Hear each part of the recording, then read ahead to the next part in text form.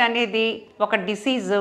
ఆ డిసీజు తొందరగా డ్యామేజ్ చేస్తానమాట జాయింట్స్ని. అది కూడా ఒక రీజన్. యంగ్స్టర్స్ అంటే లైక్ 45 ఇయర్స్కి 40 ఇయర్స్కి రీప్లేస్మెంట్స్కి వచ్చే దానిలో ఒక రీజన్ ఏంటంటే రుమటాయిడ్. ఈ రుమటాయిడ్ అనేది కీళ్ళవాతం. ఈ పొద్దున్నే బిగుసుకుపోవటము, చేతులు బిగుసుకుపోవటము, పొద్దున్న లేచి వర్క్ చేసుకోలేకపోవటము, ఇలాంటివన్నీ రుమటాయిడ్ ఆర్థరైటిస్ లక్షణాలు.